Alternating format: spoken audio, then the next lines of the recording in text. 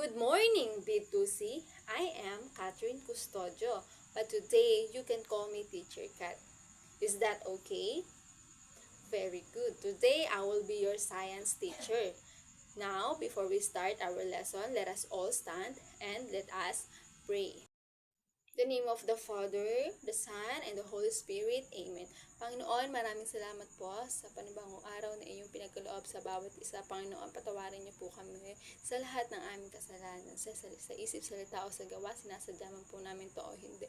Panginoon, bigyan niyo po kami ng sapat na katalinuhan upang maintindihan ang aming pag-aaralan sa araw na ito. Panginoon, yun lamang po ang aming sabat dalangin sa matamis na pangalan ni Jesus, takila namin tagapagligtas. Amen. Once again, good morning, B2C. Great. Now, let's start our lesson for today. Okay, before we start our lessons, I have one question lang po. Okay. Do you think itong pera na to is merong nakakapit na microorganism o merong nakakapit na germs? Ayan. Sa mga nagsasabi ng yes is tama po. Ayan. Yung pera na to is merong microorganism or merong germs or merong bacteria na hindi natin nakikita, na tanging ang makakakita lang or ang tanging paraan lang upang makita natin kung meron ba ditong germs or meron ditong microorganism or bacteria is yung microscope. Ayan. Sa lahat ng nakikita nating bagay, lahat ng nahahawakan natin, lahat po yan ay merong microorganism na hindi po natin nakikita ng ating mga mata, na kailangan po natin gumamit ng microscope. Ayan. And now, that's all. And now, let's start to our topic. Okay, our topic for today is about microbiology. When we say microbiology, it is the study of microscopic organism, or meaning it is a tiny living things that are too small to be seen by the naked eye. Or ibig sabihin po, ito po yung pag-aaral ng maliliit na mga organism or maliliit na nabubuhay na hindi po nakikita ng ating mga mata. At kailangan po natin gumamit ng isang tool na tinatawag nating microscope. There are two examples of microorganism studied in microbiology. The first one is the eukaryotes. Ito po ay merong nucleus, such as fungi and protists. The second one is the prokaryotes. Ito naman ay walang nucleus, such as bacteria and archaea.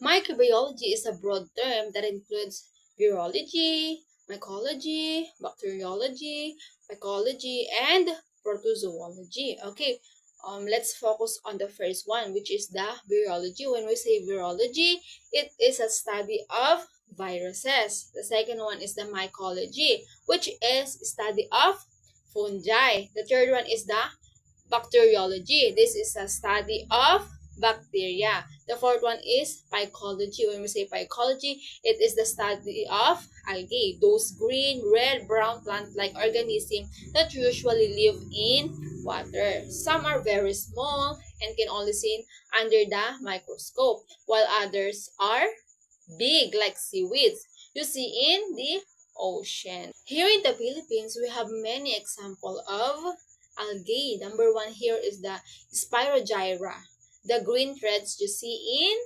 ponds. The second one is the Gracilaria. It is a red algae used to make agar for experiments. The third one is the Sargassum. It is a brown algae used for fertilizers. Okay, the last one is the study of protozoa.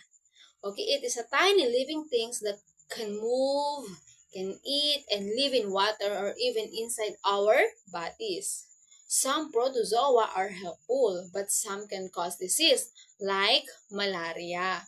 Scientists who study protozoa help us understand how to stay healthy and protect our environment. So remember, when we say protozoology, we mean the study of protozoa. Now, let's move to the importance of studying in microbiology. The number one is microorganisms live in our body and environment. Second one is microbiology help decompose waste with recycled nutrients. The third one is they are used in food and drinks like yogurt, wine, and bread. The fourth one is they produce medicine like antibiotics. The fifth one is they are important in industries and genetic engineering. Last one is they can cause disease. So studying them help us prevent and cure illness. So meaning in short, microbiology is so important because microbes can be both helpful and harmful and they play a big role in health, environment, and industry. Now, let's move to our last topic, which is the discovery and origins of microbiology. Everything started way back in 1665 when Robert Hooke first used a microscope and observed molds. Pero po, mas naging famous si Anthony van Leeuwenhoek noong 1676 kasi siya ang unang naka-observe ng bakterya gamit ang simpleng microscope na siya mismo ang gumawa. Kaya po si Anthony van Leeuwenhoek ang tinawag na father of microbiology. Okay. A few years later, in 1828, Ehrenberg introduced the word bacterium. Then came Ferdinand Koch na tinaguri ang father of bacteriology. Siya ang nag-classify ng iba't ibang uri ng bakterya na nagbibigay ng system para ma-study o maaral sila ng maayos. When it comes to the medical microbiology, dalawang pangalan ang laging nababanggit. Sina Louis Pasteur at Robert Koch. Louis Pasteur disproved spontaneous generation. So, ibig sabihin, pinatunayan niya na ang life ay hindi basta-basta lumilitaw, out of nothing. Siya rin ang nag-develop ng pasteurization at gumawa ng mga vaccines. Meanwhile, si Robert Koch naman po is discovered the bacteria that cause tuberculosis at anthrax. At siya rin po ang gumawa ng paraan para makakuha ng pure cultures ng microorganisms. That's all my report. I hope you learned something. Thank you.